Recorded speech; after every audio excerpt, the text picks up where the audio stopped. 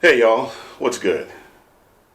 So we just commemorated the anniversary of one of the most horrific days in this country's history. So we will spend a little time talking about that. We will address the left's glorification of aberrant behavior. Rapists and pedophilia seem to fit right in on that side of the aisle. And we talked about it before, but we're going to dig a little deeper into the Biden-Harris ticket and how much of a disaster they will be for your Second Amendment rights. And new developments in the Breonna Taylor case will give you a new perspective on her shooting. We will get into all of that and more straight ahead.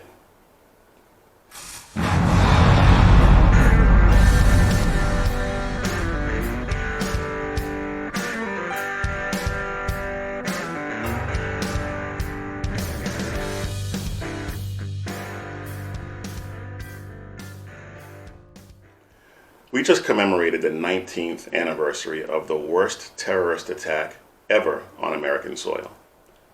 Now there is a generation of young people out there who are eligible to vote, but they were not yet born or were very young when that attack took place and really have no concept of how devastating it was or what it was like watching planes fly into those towers, watching people jump to their deaths to avoid being burned by the jet fuel. They didn't experience the horror of seeing interviews being interrupted by the thuds of the bodies of those people hitting the roof. They have no sense of how pissed off we were that terrorists came to our land, murdered nearly 3,000 people. Some of them are probably out there right now rioting, looting, and chanting death to America. But I'm not going to get into those people. That's a whole other story. But there is a generation now who grew up in a time where all they know is how polarized we are politically. Their normal is that battle lines have been drawn between leftist Democrats and everyone else. They're used to seeing people form and lose friendships or relationships around politics. They don't know anything different from the social media phenomenon of telling people to delete you or defriend you if they disagree with you on a certain issue. They can't fathom that it wasn't always like this.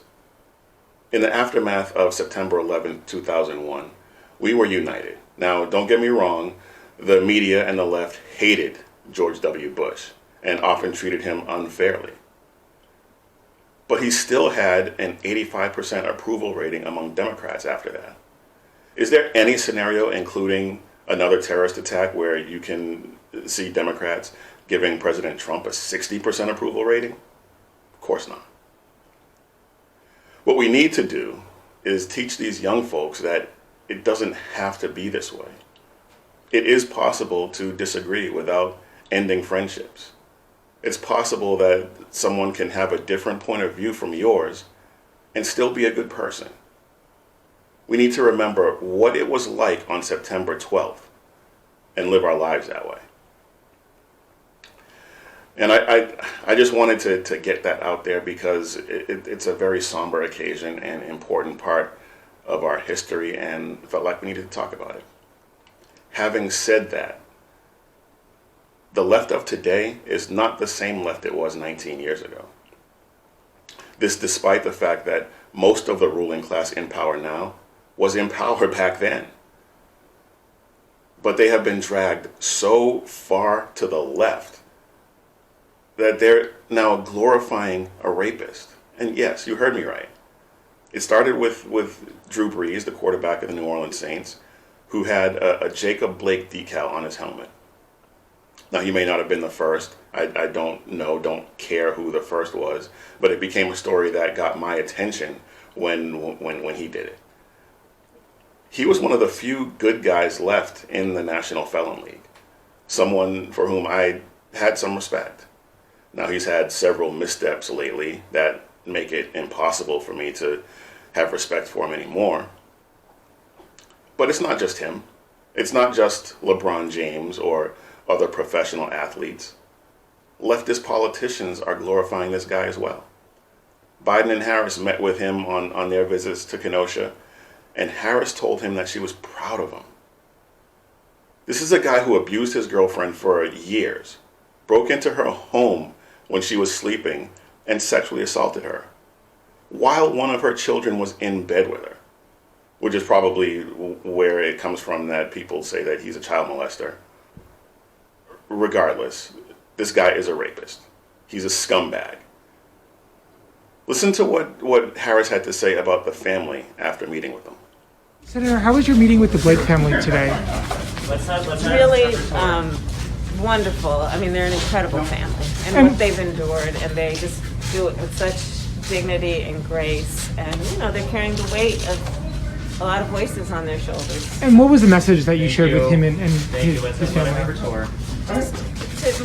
to express concern for their well-being, and of course for their brother and their son's well-being, and to let them know that they have support. You want to express concern for his well-being? Are you serious? You're proud of him and you have concern for his well-being? What is that? Now, I don't know anything about the family aside from his father, who's a member of the Nation of Islam and a notorious anti-Semite and anti-Christian. So aside from him, they all may very well be great people. The example that father and son are setting doesn't bode well, but whatever. Let's stipulate for the record that they are wonderful people and that they are handling the situation with dignity and grace. How does expressing that sentiment publicly look to Blake's victim? The one that neither Biden nor Harris have even acknowledged, let alone met with. We have prominent politicians, the Democrat presidential and vice presidential candidates no less, praising her rapist. And then we have millionaire NFL players wearing decals with his name on their helmets. She has to deal with seeing her rapist name all over the place, being praised and glorified as some kind of hero for getting shot while trying to harass her and fight the police. And while I was researching this topic, I found out that the WNBA not only still existed, who knew, but refused to play their games, kneeled, locked arms, spelled out Jacob Blake's name on their t-shirts. What is that? I would have thought the WNBA would have spoken up and said, pump the brakes. But they're women basically taking a giant deuce on the victims of sexual assault. And statistically, some of them have been sexually assaulted. But they seem to be perfectly okay with glorifying a rapist. But it's not just this. This is emblematic of much larger societal issues. And here's a case in point. Netflix just released this new movie called Cuties. And that sounds great, right? Like something you might at least want to check out the trailer for? Wrong. So wrong.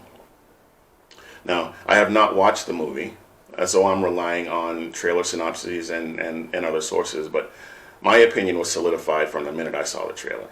It's pedophilia, plain and simple.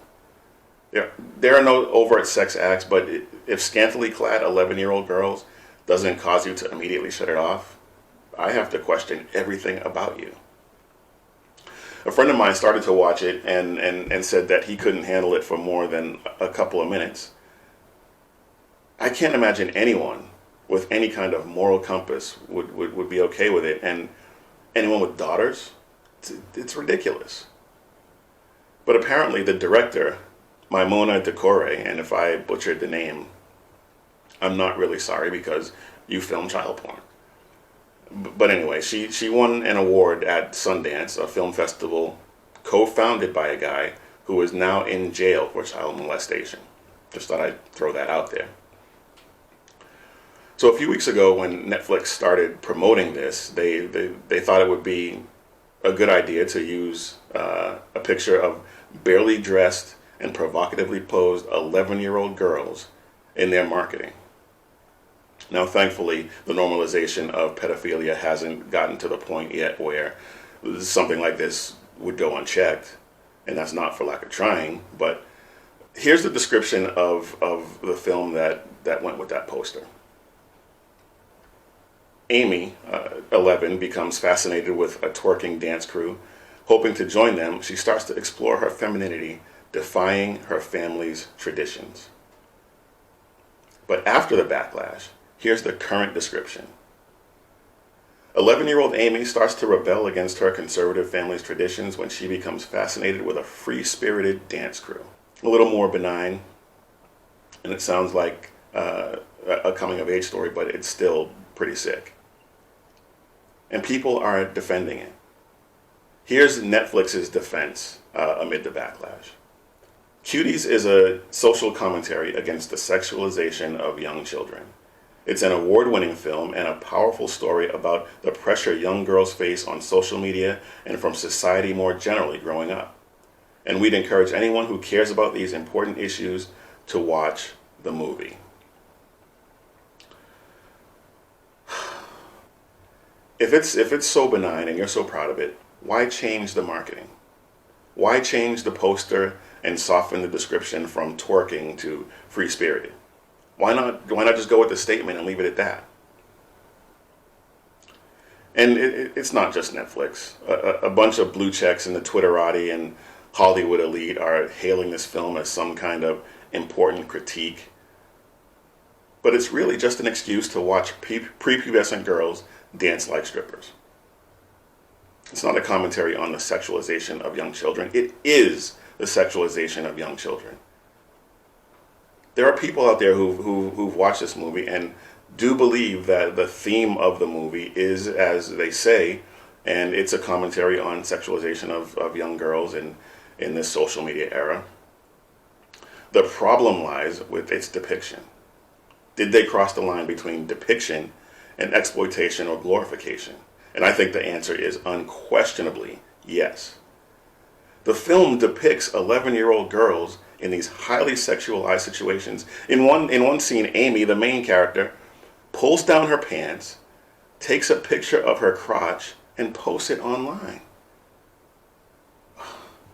And this is not like a lot of movies and TV shows where you have young-looking adults playing teenagers.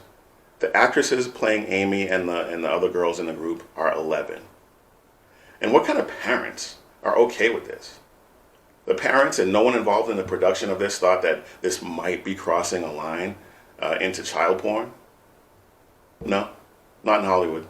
Not when someone like Roman Polanski can get a standing ovation from these degenerates.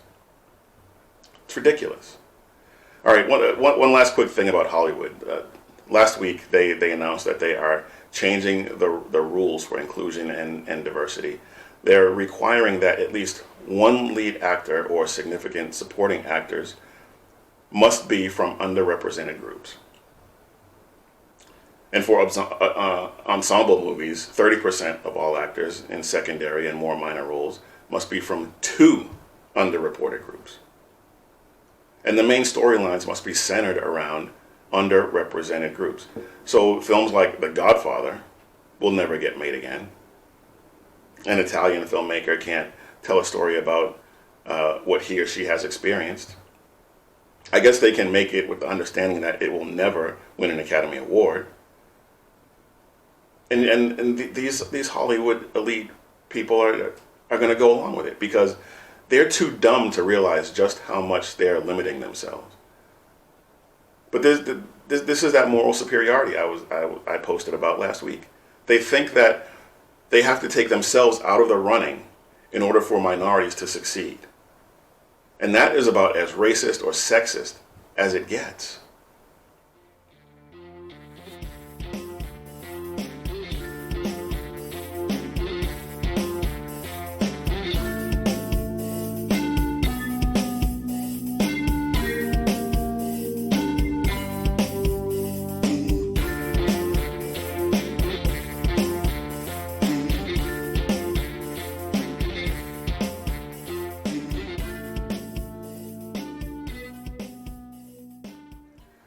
A well-regulated militia being necessary to the security of a free state, the right of the people to keep and bear arms shall not be infringed. Folks, the Second Amendment is in jeopardy with Biden and Harris. And I've said it before, but it bears repeating loudly and often. And the closer we get to the election, the more often you need to hear it. If you value your Second Amendment rights, if you value law and order, if you value human life, if you value United States sovereignty, there is no way you can vote for Biden and Harris. Not if you're familiar with the issues. Not the issues of coronavirus or Russian collusion or any of the other 672 scandals they've tried to get this president on. And they can't just take the L and let it go because their power is at stake. But anyway, let's look at what their administration would mean for your gun rights. John Lott, the president of the Crime Prevention Research Institute, who has done some amazing analysis of gun crime, gun control and its effectiveness, and all the rest of it. And not just here in this country, but around the world. And he's even done some historical analysis to the extent that material and statistics are available. But he wrote a great article in Newsweek where he lays out pretty much what I've been saying about Biden and Harris and Robert Francis all along. The leftist gun control platform is a list of every gun control measure they could ever want, such as a national gun licensing program, repealing the Protection of Lawful Commerce in Arms Act so people can sue gun manufacturers whenever guns are used improperly, or properly for that matter. We've actually already seen that attempted. Bans on the most popular rifle in the country, and that opens a question about what they're going to do about Heller, but we'll get to that in a second. Red flag laws that allow judges to take away people's guns without a hearing, long waiting periods for background checks, and mandatory gun storage laws.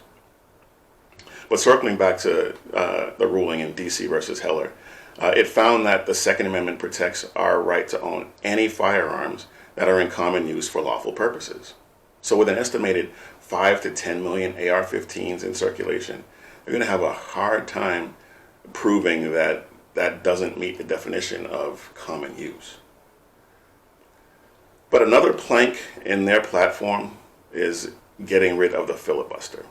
Now, what does that have to do with the Second Amendment? Well, the filibuster is a Senate rule that allows senators to hold the floor for as long as they want to prevent legislation from being passed. Ted Cruz once held the floor for 21 hours, and Rand Paul for 13. Now, it takes 60 votes to end the filibuster, so getting rid of it means that party line votes rule the day, which means if Donald Trump loses and we lose the Senate and don't take control of the House, we're cooked. Party line votes will ram through Supreme Court nominees, increase the number of seats on the bench, and every one of those gun control measures will get passed. And challenges to the Supreme Court would mean anything, because they'll just pack the court with activist judges, and we'll just be in a world of hurt. So be careful who you vote for this November. And I don't usually say vote Trump or vote red or anything like that, but there's too much at stake right now to not encourage you to vote for President Trump and vote red down ballot. There's simply no justification for voting for a guy who's going to take your guns, supports abortion, raise your taxes, or any of the other ridiculous things that leftists want to implement. Okay, let's move on. Everyone is all up in arms right now about Bob Woodward's book that's coming out. Specifically, the interview that Trump gave to Woodward where, well, just listen. You just breathe the air. That's how it's passed. And so that's a very tricky one. That's a very delicate one. It's also more deadly than your strenuous flus. This is deadly stuff. So the prevailing attitude since this audio came out is that the president lied to the American people, and he is to blame for all of the 190,000 Chinese coronavirus deaths. They're conveniently forgetting that when he banned travel from China, they called him xenophobic and said that the ban was unnecessary. Coronavirus emanated from China. A national emergency, worldwide alerts. The American people need to have a president who they can trust what he says about it. that he is going to act rationally about it. In moments like this is where the credibility of the president is most needed, as he explains what we should and should not do. This is no time for Donald Trump's record of hysterical xenophobia.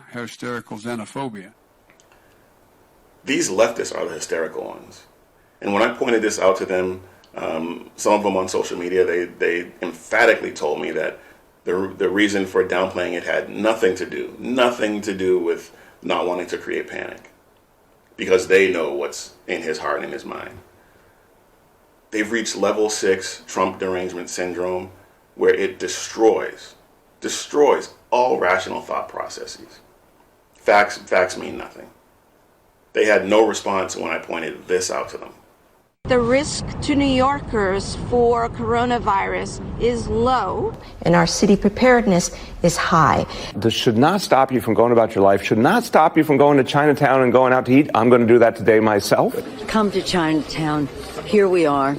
We're, again, careful, safe, and come join us. There is no concern at this time for coronavirus in our region. The Department of Sanitation is ready for Mardi Gras 2020. The facts are reassuring. We want New Yorkers to go about their daily lives. But there's really no need to panic and to avoid activities that we always do as New Yorkers. We are a hardy people. Americans do not need to panic. What I would suggest, however, is that Americans take this as a wake-up call for seasonal flu. There's very little threat here. This disease, even if you were to get it, basically acts like a common cold or flu. So we're telling New Yorkers, go about your lives, take the subway, go out, enjoy life. And certainly not to miss the parade next Sunday. I'm going to be there. If you had to, would you close down the borders? No. We need to be honest about the American people, with the American people, about the fact that we can't keep people coming here from China. And transmission is not that easy. I think there's been a misperception that coronavirus hangs in the air waiting to catch you. No, it takes direct person-to-person contact. We also know that if it were likely to be transmitted casually, we would be seeing a lot more cases. Right, because this is New York. So if downplaying it was done in an attempt to not create panic, what were they doing? And a lot of those statements were right around the same time as Trump was giving his interview to Woodward. So which is it? Were they lying as well? Or were they trying to allay the fears of the American people? And if they were, why is it okay for them, but not okay for the president? Or is this the Nancy Antoinette standard? It's okay for me, but not for thee. That whole double standard thing the left has going on. And this was months ago, so if it was so bad, why didn't Woodward release those tapes then? Well, there are a few possibilities. Maybe he sat on them because he knew that his leftist cohorts were doing the same thing. Maybe he knew that the president's instincts on this were correct. Or maybe this was just, and this is just as likely reason as any, that he knew that he'd be able to use these tapes closer to the election to sway voters. I don't think this revelation has the impact that they wanted it to, but the TDS infected were already not going to vote for Trump. His base already was, and those swing voters who are looking at what the left has been doing for the past 3 years see this as just another failed attack by the left, and it's likely to push them away from Biden. Although they may still have some misgivings about President Trump, they'll see right through what the left has been doing and don't really appreciate it anymore. But just wait. Within the next week or two, something's going to drop, and they will use it as yet another cudgel against the president. Aren't they tired of getting punked by him? All right, before we go to break, I want to get this in. It turns out that Breonna Taylor may not be as innocent as everyone has been led to believe. Shocking, I know. So I want to hat tip Officer Brandon Tatum for putting this out, and I'll have the report linked in the show notes, but it was originally published by the Courier-Journal in Kentucky back in late August, but was taken down and is now behind a paywall. It's 41 pages long, and it has surveillance photos, reports, and phone call transcripts implicating Taylor in the criminal enterprise of her ex-boyfriend. So this information sheds new light on the entire situation. Doesn't appear that she was the innocent bystander that has been portrayed in the media and by Black Lives Matter. Is it a tragedy that she's dead? Yes. Should she still be alive? Yes. But based on this report, and I read the whole thing, she should be alive and she should be in jail.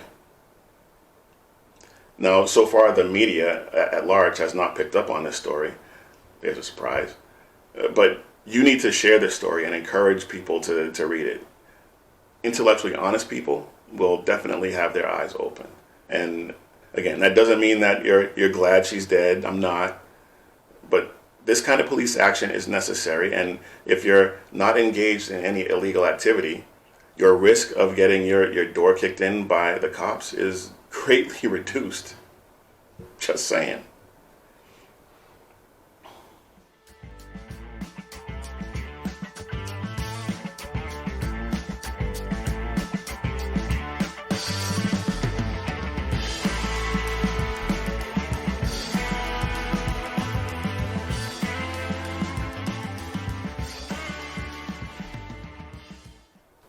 The left must be twisted up in all kinds of apoplectic fits right about now, because President Trump got nominated for not one, but 2 Nobel Peace Prizes. First, President Trump was nominated for brokering the peace deal between the United Arab Emirates and Israel. He was nominated by a member of the Norwegian parliament named Christian Tybring-Gjedde. And in his letter, he praised President Trump for his efforts to resolve protracted conflicts worldwide. He has done what Alfred Nobel said he was supposed to do if you want to get the Peace Prize. In Alfred Nobel's will, he's stating three conditions. The first one is fellowship among nations, and he has done that through all these negotiations between nations. It's reduction of standing armies. He has reduced the number of troops in the Middle East. And the third criteria is promotion of peace congresses. And his latest effort, which resulted in the peace between UAE and Israel, is a tremendous effort, and this could be to inspiration for other Arab nations to make peace with Israel. It's really worth the Nobel Peace Prize. And if that wasn't enough, just a couple of days later, another member of the Norwegian parliament named Magnus Jacobsen nominated President Trump and his administration, along with the governments of Serbia and Kosovo, for their efforts in securing a deal for normalized economic relations between those two countries. I don't know how many of you are familiar with the conflict between Serbia and Kosovo, but Kosovo split from Serbia back in 2008 when, with the help of the United States, and declared their independence after a genocidal war that was prosecuted by former Yugoslavian President Slobodan Milosevic, where he killed 10,000 Muslim ethnic Albanians. And there's a whole backstory with the former Yugoslavia and the states that comprise that country, like Croatia and Slovenia, Bosnia and Serbia, and a few others that I can't quite recall at the moment. But it's fascinating, so I recommend that you read up on it if you're not familiar with it. It's too complex to get into right now, but suffice it to say that this is a significant accomplishment and worthy of the Nobel Peace Prize. But the deal between the United Arab Emirates and Israel that the president helped broker was signed at the White House last week. In this new deal with Serbia and Kosovo, it normalizes relations between those two countries and also includes a provision where Kosovo recognizes Israel and Serbia agrees to move their embassy to Jerusalem. Remind me again what Barack Obama did to deserve his Nobel Peace Prize. All right, let's get you out of here with some Biden gaffes. And I'm thinking that from now until the election, I'm going to be doing a Biden gaffe segment in every show. Because if there are any liberals, leftists, Democrats, whatever you want to call it, listening, you need to know what you're voting for. Now, here's one where he was holding a virtual event, and just take a look and a listen. I know that there's 60 million Americans saying that they would vote for a union today, and I would like to know, what will your administration do to help them give them that chance? Thank you. Let's move it up here. You know, there used to be a basic bargain in this country. Workers shared in the wealth their work helped create. So he's using a teleprompter to answer questions. And it's obvious that that's what he was doing, especially on video. He looked so hapless and helpless. And if he needs a teleprompter to answer these questions, how is he going to sit across from someone like Putin or Assad or any world leader and hold his own? It just can't work. So after that, a Biden campaign official was on special report with Bret Baier, who's a straight news guy. I'm not really sure what his politics are. If I watch the show every day, I might be able to figure it out. But here he's just asking a question about the teleprompter issue. And check out the answer. Has Joe Biden ever used a teleprompter during local interviews or to answer Q&A with supporters? Brett, we are not going to engage. This is straight from the Trump campaign's but yeah, talking they're points. using it. And what it does, Brett, is it's trying to distract the American people. They're using it. They talk about it every day. Can you say yes or no? That's because they talk about it every day, Brett, because they don't have a coherent well, you have an answer. Yes or no? Brett, they talk about it every day because they don't have a coherent argument for why Donald Trump deserves re-election, deserves 4 more years. We know that he lied to the American people. We know that he has not shown leadership during this crisis, and they are desperate to throw anything they can against the wall to try to distract from that fact. I understand, but you can't answer the question. Brett, I am not going to allow the Trump campaign to funnel their questions through Fox News and get me to respond to that. Come on, man. It's pretty obvious he was, but just say no and move on. The Biden campaign has proven, and Joe Biden himself has proven over the years, that he's not averse to lying. But this kid made a complete fool of himself. And you know these national campaign staffers often end up with jobs in the White House. Can you imagine this kid in front of a hostile press? Never mind. He will probably never go on Fox again and will never face any pushback from any other outlet. So that's irrelevant. But anyway, folks, that's our show. I will try to do better the next time. But thank you all for watching or listening. If you're watching on YouTube, please take a second to hit that subscribe button so you never miss an episode. If you prefer audio only, because I have a face for radio, check us out on Apple Podcasts, Spreaker, Spotify, or whichever your preferred podcast platform is. Please go there, like, subscribe, and leave us a 5-star review. I'd really appreciate that. We're also on the internet. You can find our website at thelibertycast.net. Go to the podcast page and you'll find all the latest podcasts. And we're also on therightway.site. And of course, you can find us on social media, Parler, Twitter, Facebook, and Instagram. It's at The Liberty Cast on all 4 platforms. So again, thank you all for taking some time to spend with me, whether you're watching or listening. And until next time, keep your head on a swivel and stay safe, everybody.